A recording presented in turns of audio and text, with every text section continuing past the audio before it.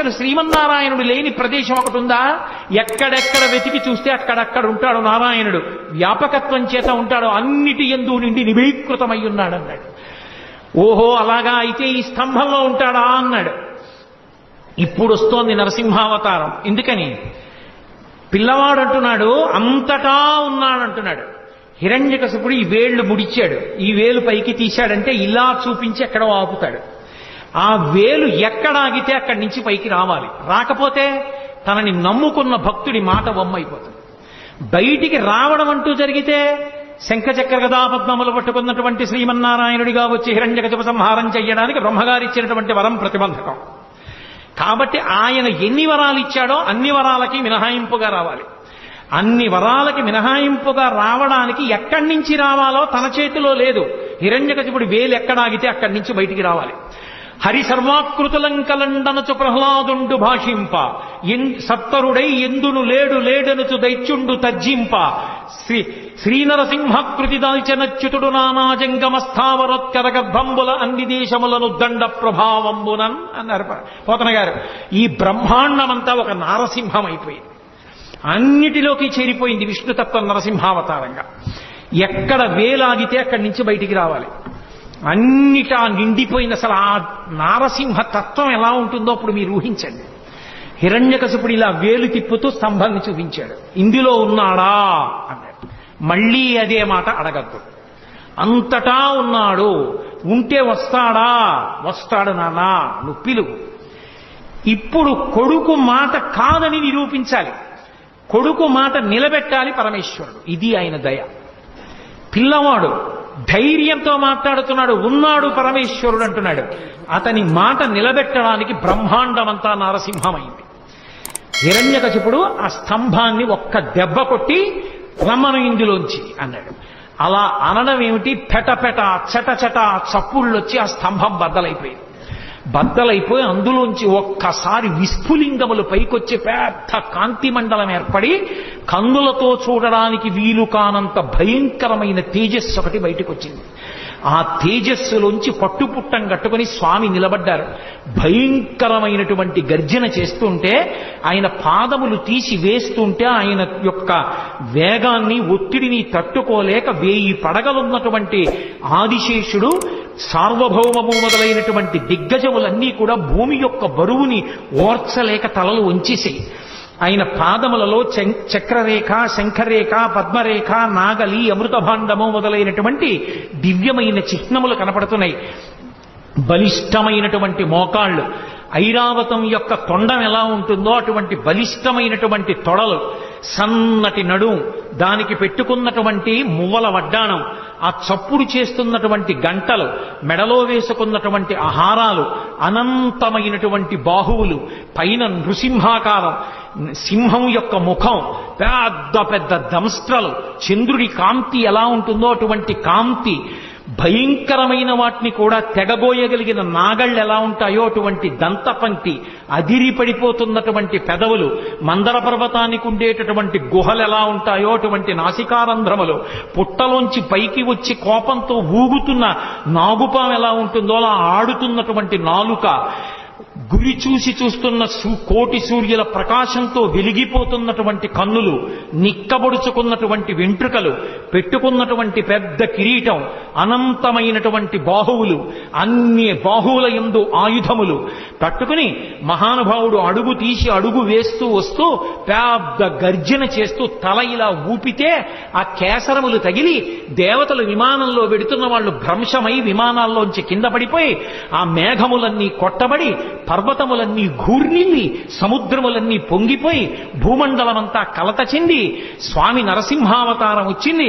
ఇప్పటి వరకు విష్ణుమూర్తి ఉగ్రతత్వాన్ని పొందనటువంటి వాడు అపారమైనటువంటి కోపంతో తన యొక్క పరమభక్తుడైనటువంటి ప్రహ్లాదుణ్ణి హిరణ్యకశిపుడు నిగ్రహించాడన్న కోపాన్ని ఆపుకోలేక ఉగ్ర నరసింహావతారమై వచ్చాడని లోకమంతా భీతిల్లిపోతే 33 కోట్ల మంది దేవతలు ఆకాశంలో నిలబడి స్తోత్రం చేస్తుంటే హిరణ్యకశిపుడు ఆ వెలుతురు చూడలేక స్వామి చుట్టూ తిరిగి గదాదండంతో కొట్టడానికి ప్రయత్నిస్తుంటే దేవతలు విడిచిపెట్టకుండా సంహరించమంటే ఒక్కసారి పెద్ద గర్జన చేస్తూ గబగబా వెళ్ళి ఆ హిరణ్యకశిపుని యొక్క డొక్కల దగ్గర పట్టుకుని పైకెత్తి కలుగులోకి పారిపోతున్నటువంటి ఎలుకని నాగుపాం పట్టుకుని పడగ పైకెత్తితే ఎలా ఉంటుందో అలా డొక్కల దగ్గర పట్టుకుని పైకెత్తి గడప దగ్గరికి తీసుకొచ్చి ఇంట్లో కాదు బయట కాదు గడప మీద పగలు కాదు రాత్రి కాదు ప్రదోషవేళ ఏ ఇతరమైనటువంటి ప్రదేశమునందు కాకుండా పంచ పైకి తీసి తొడల మీద పెట్టుకుని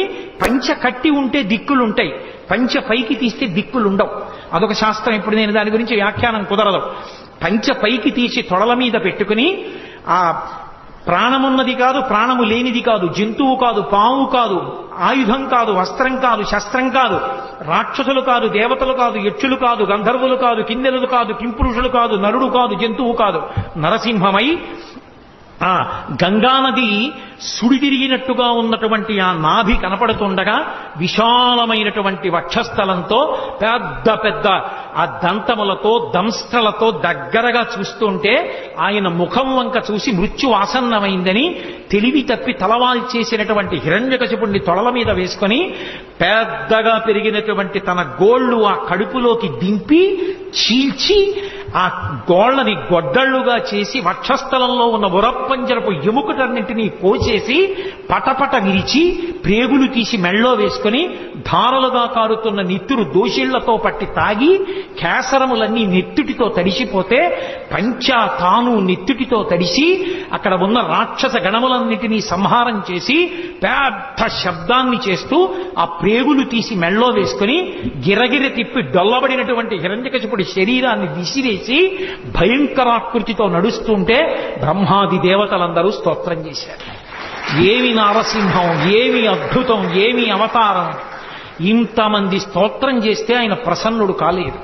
అదే ఉగ్రభావనతో ఊగిపోతున్నాడు ఆయన. ఆ ఊగిపోతున్న ఉగ్రనరసింహుణ్ణి చూసి లక్ష్మీదేవిని పిలిచి, అమ్మా నువ్వు నిత్యానపాయనివి, ఆయన వక్షస్థలంలో ఉంటావు, నిన్ను చూస్తే ప్రసన్నుడవుతాడు తల్లి, దగ్గరికి వెళ్ళమన్నారు. ప్రళయార్క బింబంబు పగిదియున్నది కాని పూర్ణేందు చంద్ర నిభము కాదు. పూర్ణచంద్ర బింబంలా ఉంటుంది నా భర్త ముఖం, ఇంత కోపంగా ఉండడం నేను ఎప్పుడూ చూడలేదు. అయ్య బాబోయ్, నేను కూడా దగ్గరికి వెళ్ళనంది లక్ష్మీదేవి. శ్రీ మహావిష్ణువు యొక్క అవతారాలలో లక్ష్మీదేవి దగ్గరికి వెళ్ళడానికి భయపడిన అవతారం నరసింహావతారం.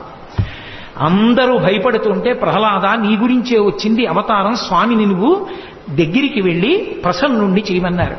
ప్రహ్లాదుడు చిన్న పిల్లవాడు గబగబా వెళ్లి స్వామికి పాదములను పట్టి నమస్కరించి, ఏమి నువ్వు నరసింహస్వామిగా వచ్చి పైన సింహంగా కింద మనుష్యుడిగా వచ్చి పెద్ద పెద్ద గోళ్లతో ఆ కోరలతో నోరు తెరిచి పెద్ద ఆ గర్జన చేస్తే భయపడిపోతాననుకుంటున్నావా? నీకన్నా భయంకరమైనది ఒకటి లోకంలో ఉంది, దాని పేరు సంసారం. ఆ సంసారానికి భయపడతాను కానీ నీకు భయపడతాననుకుంటున్నావా? బ్రహ్మాది దేవతల తల మీద పెట్టని చెయ్యి, లక్ష్మీదేవి ఒంటి మీద పడితే పొంగిపోయే చెయ్యి, భాగవతో పరమభక్తుణ్ణి అని పేరు పెట్టి ఏమీ తెలియని అర్భకుణ్ణైనా నా తల మీద చెయ్యి పెట్టి నా కోసం పరిగెత్తుకొచ్చి నా మాట నిలబెట్టడానికి నేను చూపించిన స్తంభంలోంచి వచ్చి నా తండ్రిని సంహరించిన నీ హృదయంలో ఎంత కారుణ్యం ఉంది నాకు తెలియదనుకుంటున్నావా? నువ్వు పైకి ఇలా అరిస్తే భయపడతాననుకుంటున్నావా? పరమేశ్వరా నీకు నమోవాక్కములని స్తోత్రం చేశారు. పరవశించిపోయినటువంటి నరసింహస్వామి పరమప్రసన్నుడై ప్రహ్లాదుణ్ణి ఎత్తుకుని తల మీద కూర్చోబెట్టుకుని, నాన్న పొంగిపోతున్నాను రా నీ భక్తికి, ఏం వరం కావాలో కోరుకో అన్నాడు. మళ్లీ నన్ను మాయలో ముంచుదాం అనుకుంటున్నావా స్వామి? నాకెందుకు ఇంక వరాలు, నాకెందుకు ఒక కోరికలు? నాకే కోరిక లేదు. నీ పాదముల యందు నిరతిశయమైనటువంటి భక్తిని కలిగి ఉంటే చాలు. అదిగో మా తండ్రి ఏమీ తెలియక అమాయకత్వంతో నీకు వ్యతిరేకంగా బతికాడు, నా తండ్రికి ఉత్తమగతులు కలిగేటట్టుగా అనుగ్రహించు అని అడిగాడు. ఏనాడు నీ తండ్రి నా వంక చూసి స్తబ్దుడయ్యాడో, ఏనాడు పట్టుకుని పైకెత్తి తొడల మీద పెట్టుకున్నానో, నా గోళ్లతో చీల్చి నెత్తురు తాగానో, ప్రేగులు మెడలో వేసుకున్నానో, ఆనాడే నీ తండ్రి కాదు, నీ తండ్రికి ముందు 21 తరాలు తరించిపోయాయి. వాళ్ళందరూ కూడా తరించారు. కాబట్టి ప్రహ్లాద నువ్వు బెంగపెట్టుకోక్కర్లేదు నీ తండ్రి గురించి. నేను నీకు ఆశీర్వచనం చేస్తున్నాను.